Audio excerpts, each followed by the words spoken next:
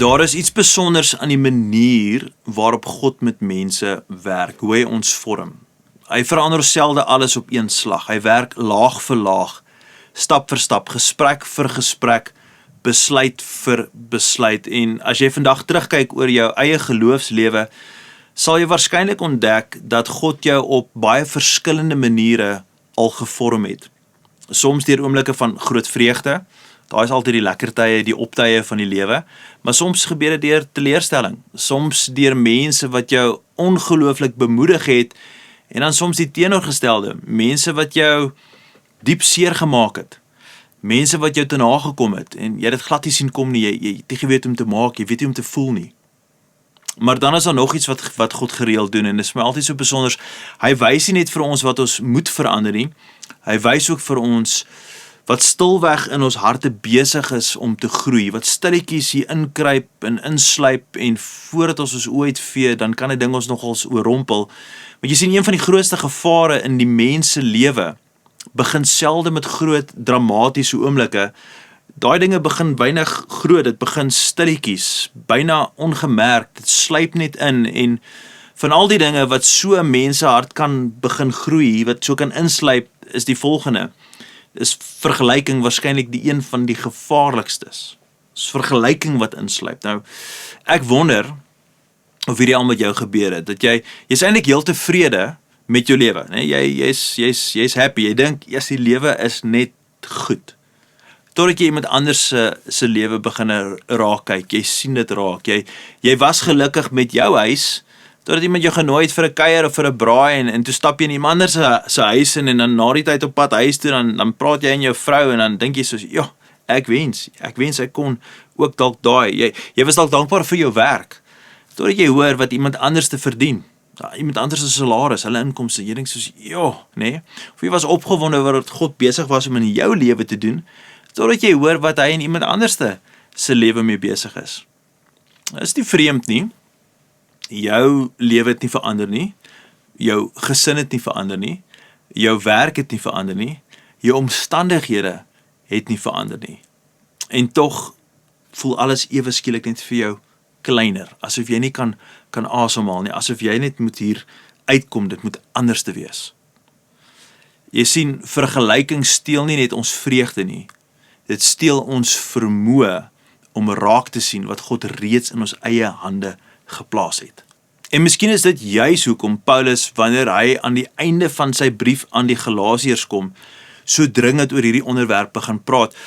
Want Paulus, hy weet iets. Hy weet, hier's 'n gemeente, en hierdie gemeente is in die moeilikheid. Hy weet ook dat enige gemeente sal nie sommer ewe skielik dramaties uitmekaar uitval nie. Dit gebeur gewoonlik so stadig maar seker, want wanneer mense ophou om God se werk in mekaar te vier en begin wens hulle het eintlik iemand anders se lewe, wanneer bewondering plek maak vir vergelyking, wanneer dankbaarheid plek maak vir afgunstigheid, wanneer ons oë al hoe minder op God se werk in ons eie lewe gerig is, en al hoe meer op wat hy in iemand anders se lewe kan doen. Dit is dit wat Paulus hier so raak sien, dit is wat vir hom gespanne maak, en daarom nooi God vir ons vandag, nie net om op te hou vergelyk nie, maar om ook ruimte te gun vir mekaar, om anders te werk met mekaar, ruimte om te kan groei, ruimte om te kan dien, ruimte om mens te word, wat God elkeen van ons geskep het om te wees.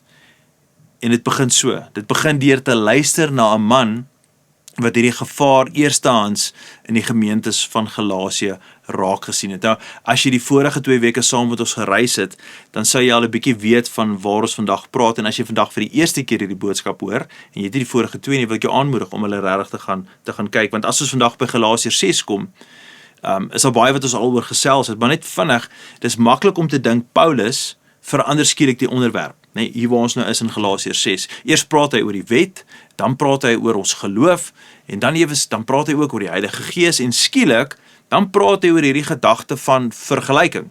Maar dis glad nie wat eintlik gebeur het nie, inteendeel trouwens, Paulus is besig om sy hele brief eintlik maar net hier te begin afrond. Hy bring alles bymekaar. En as jy Galasiërs van die begin af gaan lees en moontlik die ander twee boodskappe wat ons reeds in die reeks gepreek het gaan luister, dan sal jy hoor dat ek en jy ons kan maklik deur dit lees en maklik verlore raak met net die eerste opslag. Ons mis dalk wat eintlik dieper vir ons probeer sê.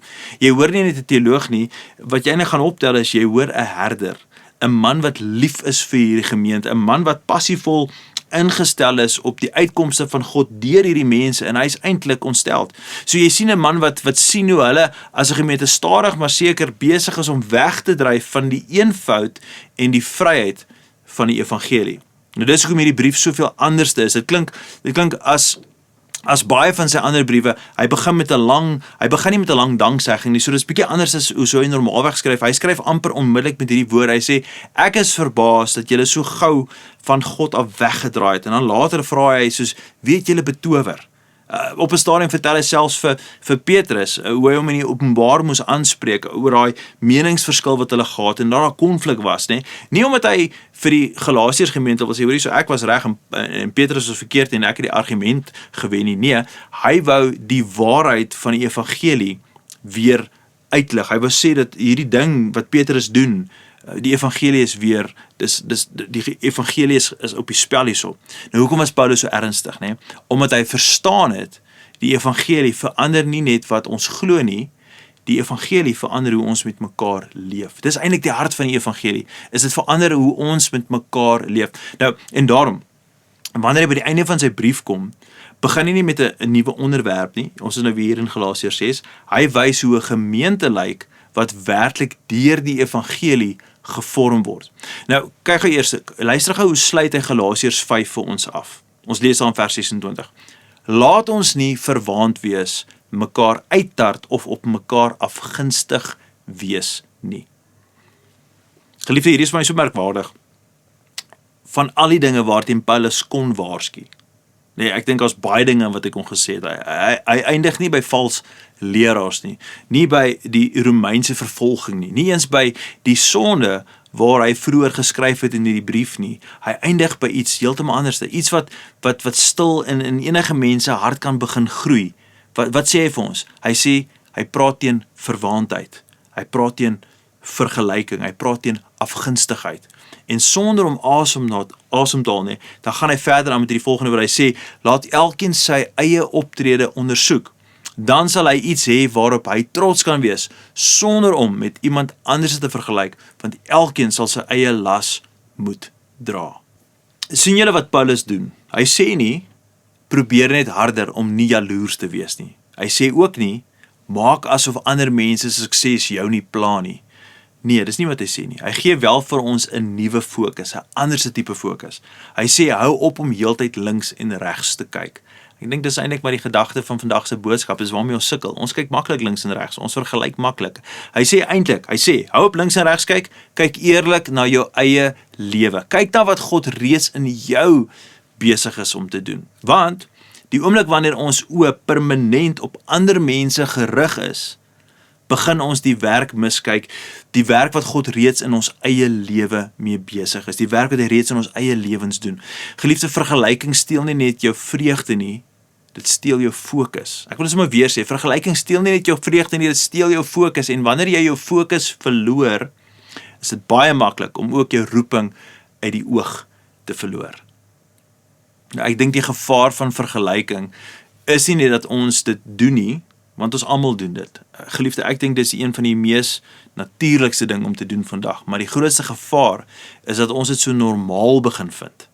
Kyk, vergelyking gebeur baie maklik, maar ons moet dit moet nie vir ons so algemeen wees nie. Ons doen dit amper sonder om te dink. Nee, ons vergelyk ons voorkoms.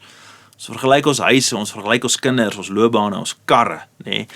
Ons vergelyk ons bankrekening, ons vergelyk selfs ons geestelike lewens, en die vreemde ding is, ons vergelyk byna altyd iemand anders se hoogtepunt met ons eie alledaagse lewe. Daai is eintlik net so onprakties. Ek wil amper sê, as ek my mag vergun om te sê, dit is so onnosel om te kyk na ander mense se hoogtepunt, hulle highlights, nee, hulle Facebook reels en hulle YouTube shorts en die dinge. En dan kom kyk ons na ons alledaagse lewens en sê, ons skiet so ver kort. Ons kyk byvoorbeeld na 'n foto. maar ons ken nie daai persoon se storie nie. Ons sien die sukses van die man of die vrou se huwelik of hulle besigheid, wat ook al, maar ons ken nie hulle opofferings nie. Ons sien die glimlag, maar ons sien weinig die trane, die agter die skerms realiteit van wat dit kos om daar te kom, want ons sien die eindproduk, maar ons sien nie die proses waardeur God daardie mens gevorm het nie, en tog, wat doen ons? Ons vergelyk en ons maak ons eie gevolgtrekkings. En dis hoekom vergelyking so gevaarlik is. Dit verdraai nie net hoe ek en jy ander mense sien nie, dit verdraai ook hoe ek en jy ons self sien, hoe ek myself sien, hoe jy jouself sien.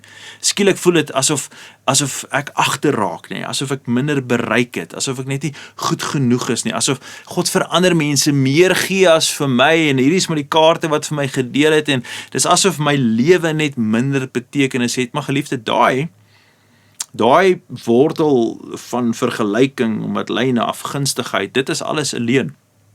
God het jou nooit geroep om iemand anders se lewe te leef nie. Ek hoop jy hoor dit. God het jou en my nie geroep om iemand anders se lewe te leef nie. Hy het ons geroep, hy het jou geroep om getrou te wees aan die lewe wat hy aan jou gegee het.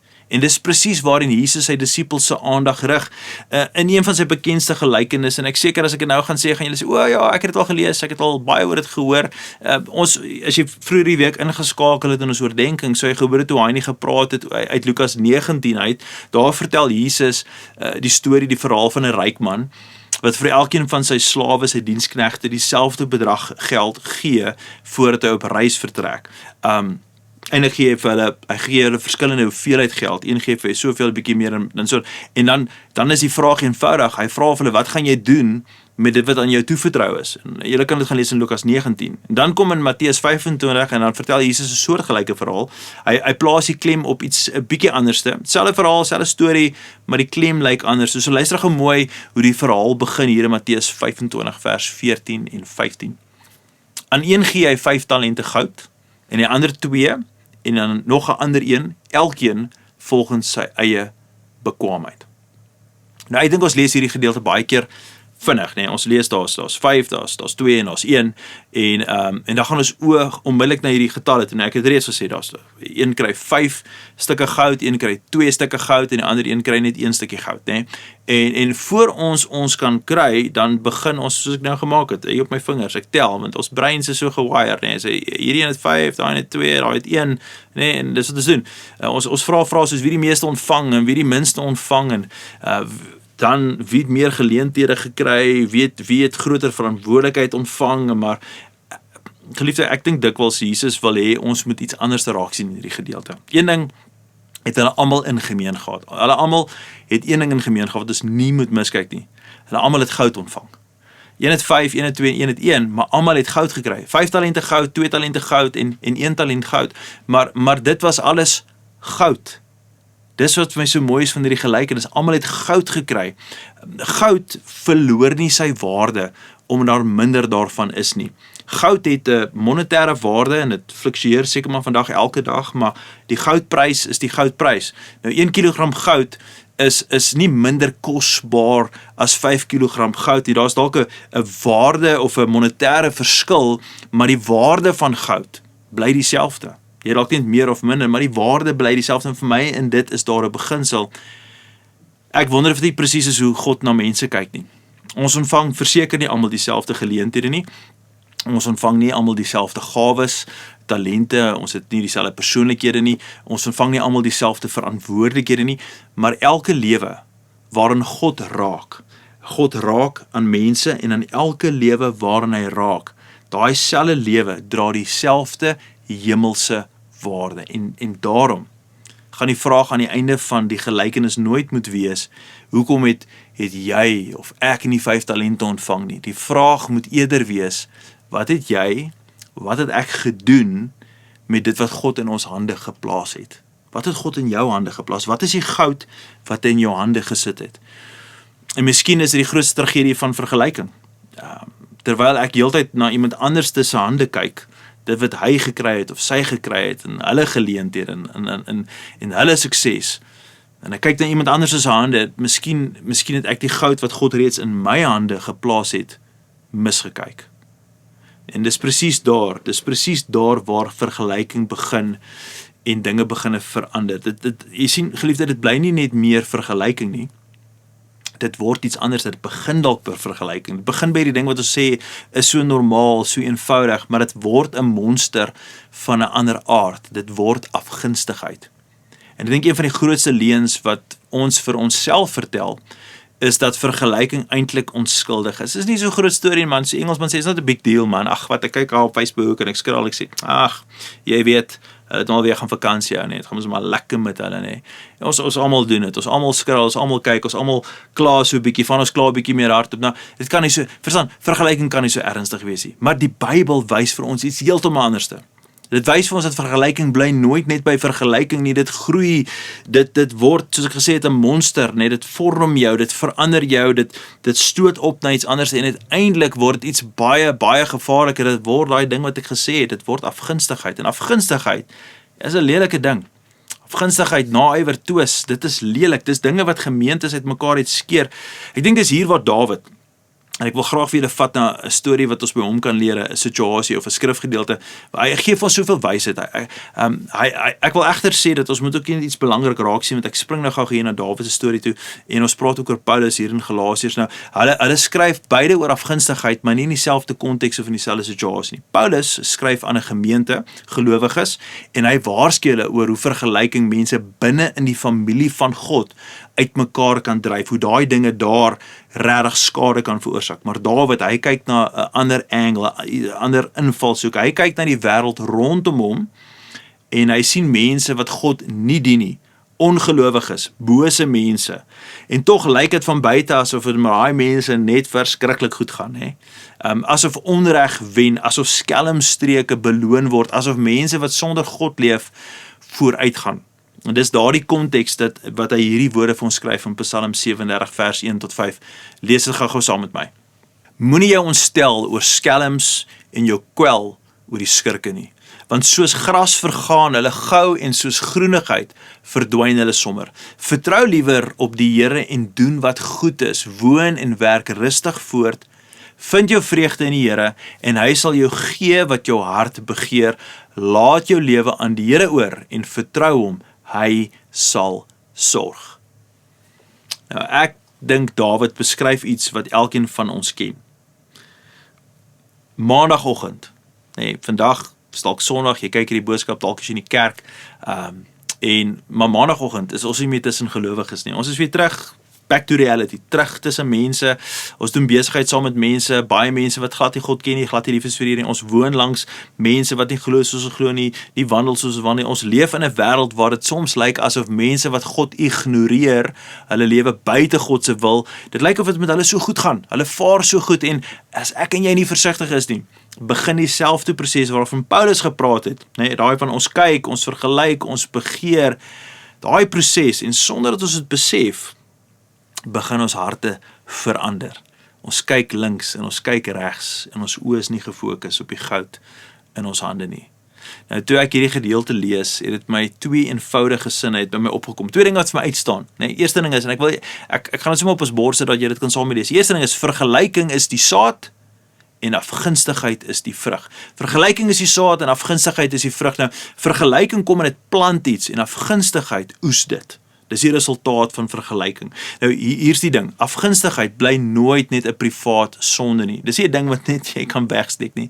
Dit word altyd iewers 'n publieke probleem. Kom ek verduidelik gou. Afgunstigheid bly nooit net in jou hart nie. Vergelyking is dalk nog 'n ding wat mens kan wegsteek. Maar as jy hom gaan los, gaan hy kwaad raak en hy gaan 'n monster word, hy gaan afgunstigheid word en dit manifesteer. Dit begin uitkom in jou woorde, jy raak meer krities, jy raak verseker minder dankbaar. Jy bou vermoedens, agterdog is dalk 'n ander manier om te sê, jy gun mense net eenvoudig minder, jy vier hulle suksesse al minder, en sonder dat jy dit besef, begin dit ook jou verhoudings vergiftig. Nou as jy ooit wil sien hoe hierdie proses werk, hoe lyk vergelyking wat opgroei tot afgunstigheid en wat is die resultaat van daai lelike monster afgunstigheid, dan hoef jy nie verder te kyk as Josef en sy broers nie. Ons is nou terug daar in Genesis, as jy sy storie wil gaan lees. Nou, hulle het nie een oggend die boeties van Josef, hulle het nie een oggend wakker geword en sê, kom ons verkoop vir Josef as 'n slaaf nie. Nee, dit het baie vroeër begin.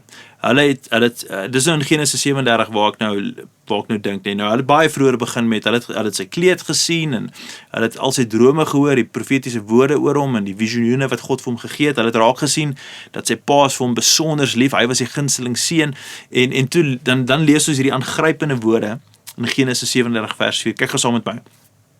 Toe sy broers sien, dat hulle vader hom meer as al sy broers lief het hulle hom gehaat, en kon nie vriendelik met hom praat nie.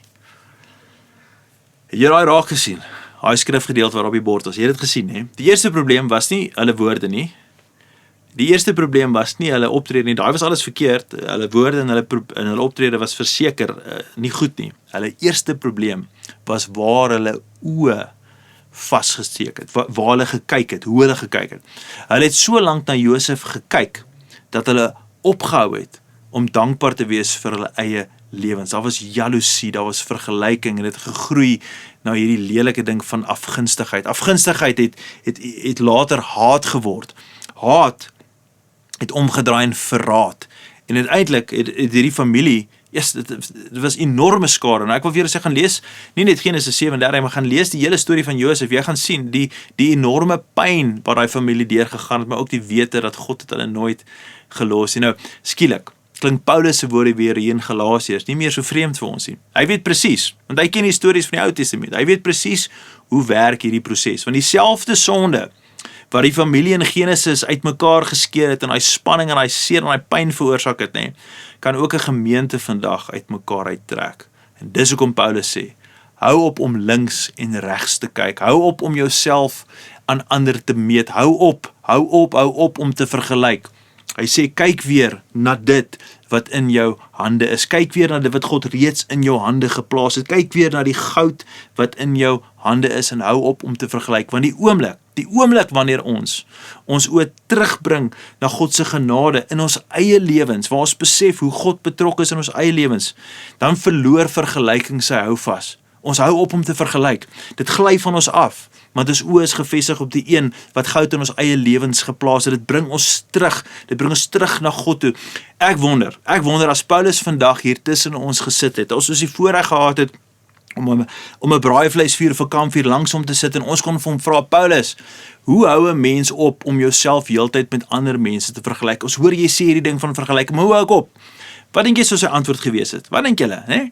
Ek dink, hy sou nie eers begin het met 'n verduideliking nie. Julle moet nou volg hierso. Hy sou nie gekom het met 'n hele, jy moet dit doen en dan doen, nee. Hy sou waarskynlik eenvoudig net sy eie lewe vertel het. Hy sou net getuig het van sy wandel saam met Jesus. Want teen die einde van sy eie lewe, Paulus se lewe, nee, dan ontdek ons iets. Hoe hy nie net, hy wou nie Petrus wees nie, hy wou nie Johannes wees nie, hy hoef nie Apollos te gewees nie. As jy nou sy stories gaan lees in Korinthe en so, dan gaan jy agterkom dat God het hom nie geroep om iemand anders se wedloop te hardloop nie. God het hom geroep om sy eie wedloop getrou klaar te maak. Dit is wat Paulus sê vir jong Timoteus. Hy kom na jong Timoteus en hy gee vir hom hierdie bemoedigende woorde, die ongelooflike woorde wat ek sien amper spreekwoordelik hoe Paulus staan so voor Timoteus en hy vat hom in die skouers, hy kyk hom in die oë en hy sê vir hom, wat my betref, ek word alreeds as 'n drankoffer uitgegiet en die tyd van my heengaan het aangebreek.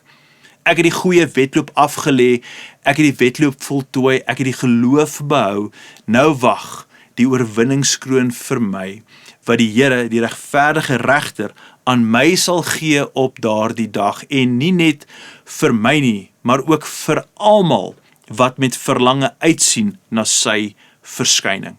Hoor julle wat Paulus nie sê nie? Hy sê nie, ek wens ek het Petrus se bediening gehad nie. Hy sê nie, ek wens ek was meer soos Johannes nie, of meer soos Apollos nie. Op 'n stadium haal hy dit aan in Korinthe, wanneer mense sy bediening vergelyk met ander mense bediening. Nee, hy sê nie, ek wens God het vir my meer gegee nie, dat as Here my net meer geleenthede gegee het. Nee, hy kyk terug oor sy eie lewe, en hy sê eintlik, ek was getrou, ek het my wedloop voltooi, ek het nie Petrus se wedloop gehardloop nie, ek het nie syne voltooi nie, ek het nie Johannes se wedloop gehardloop nie, ek het nie syne voltooi nie, ek het my eie wedloop voltooi. En skielik verstaan ons Jesus se gelykenis in Matteus 25 en die storie in Lukas 19, ons verstaan dit soveel beter, want die vraag was nog nooit wie die meeste goud ontvang nie, of wie die grootste bediening gehad, of wie die meeste geleenthede gehad nie. Nee, dit was nog nooit die vraag nie. Die vraag was nog altyd, wat het ek gedoen met die goud wat God in my hande geplaas het? Wat het ek daarmee gedoen? Nee, die vraag was nog altyd daai ding, wat het ek en jy gedoen met waarmee God ons toevertrou het? Want geliefde, my en jou wedloop hierdie kant van die hemel gaan eintlik net oor een ding. Dit gaan oor ons getrouheid tot dit wat God vir ons gegee het en verseker nie oor vergelyking nie, want eendag wanneer ons voor God gaan staan, gaan elkeen van ons gaan rekenskap gee, nie oor iemand anders se lewe nie oor iemand anders se gawes nie oor die geleenthede wat iemand anders gekry het en hulle nooit gebruik het en ons is jaloers oor die talente en die vermoëns en as ek maar net kon sing soos daai en of kon praat soos daai en of kon hardloop soos daai en of kon doen. Nee, ek en jy gaan nie rekenskap gee oor iemand anders se lewens nie. Ons gaan rekenskap gee oor ons eie lewens. Ek wonder hoe anders sou ek en jy leef as dit elke dag ons fokus was. Hoe anders sou ek en jy gewerk het, hoe anders sou ons diensbaarheid uitgeleef het, hoe anders sou ons kinders groot gemaak het, of 'n man vir my vrou, of 'n vrou vir my man, hoe sal ons na mekaar gekyk het in die huwelik, hoe anders sou ons na mekaar gekyk het in ons verhoudings, as ek en jy net ophou vra, hoekom het hulle meer, hoekom hulle, Here? En eerder begin vra, Here, hoe kan ek getrou wees met dit wat U aan my toe vertrou het? Ek dink, geliefde, wanneer dit gebeur in jou lewe, in my lewe, en dan nou spesifiek in die konteks van 'n gemeente, want in Galasiërs praat Paulus met 'n gemeente, hy kom vermaan 'n gemeente, as ons kan ophou kompeteer in 'n gemeente, en begin mekaar aanmoedig, ons kan ophou om mekaar se suksesse te wantrou, en eerder dit te begin vier, ons hou op om ander mense se gawes as bedreiging te sien, ons begin dit as 'n geskenk sien, wat God vir ons gee, deur die Heilige Gees aan die liggaam van Christus, sodat die liggaam van Christus kan gesond wees, kan groei, en skielik, geliefde, word Galasiërs 6, hierdie hoofstuk waarin ons vandag tyd spandeer, nie net iets wat ons lees nie, dit word iets wat ons leef. Dalk is dit presies wat God vandag vir sommige van ons wil doen. Nie omdat ons slegte mense is nie, hoor my hart, dis nie, omdat ek vandag dink enigiemand is sleg nie, maar omdat ek dink ons raak maklik moeg. Ons raak moeg en dan begin ons baie maklik links en reg te kyk.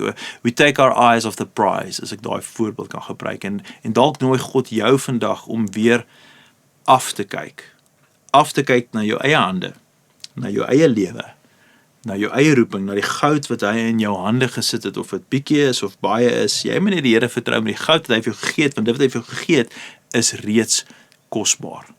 Dit is so kosbaar. God gaan jou nooit vra wat jy met iemand anderste se goud gedoen het. Hy gaan jou vra wat jy met jou goud gedoen het. En daarom, geliefde, wil ek vandag sê, as jy deel is van Beleef, jy is in ons gemeente plaaslik of aanlyn, maar dalk skakel jy in en jy is dalk in 'n ander gemeente, wil ek vir jou sê hierdie, gun mekaar 'n ruimte.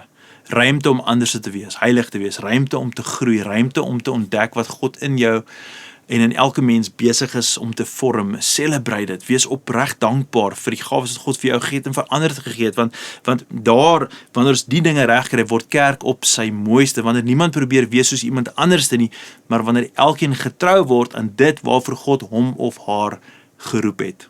En daarom wil ek jou uitdaag, moenie jou lewe spandeer om in iemand anders se hande te kyk nie. Vas te kyk in iemand anders se gawes, talente en vermoëns, suksesse nie.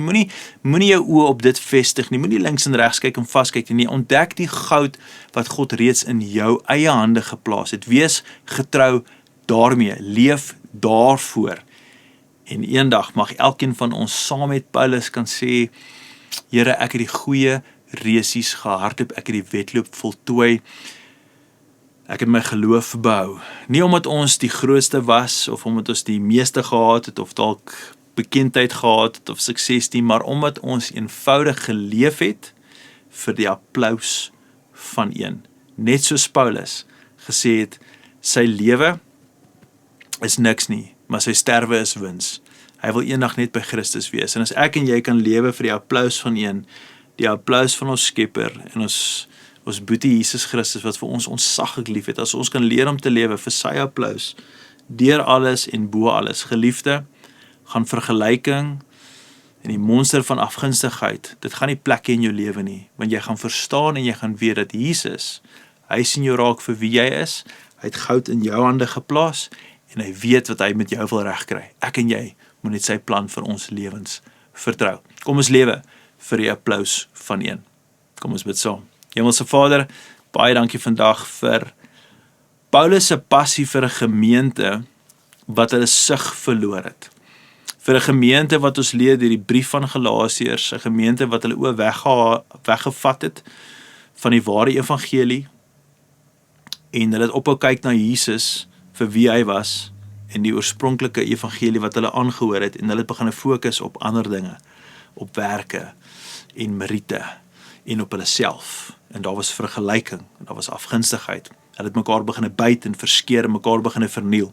En daarom vra ek Here, elkeen van ons wat vandag hierdie woord hoor en dalk saam met ons gewandel deur hierdie afgelope paar weke se oordenkings en preekreekse dat ons as gelowiges nie in die lokval sal trap van vergelyking nie.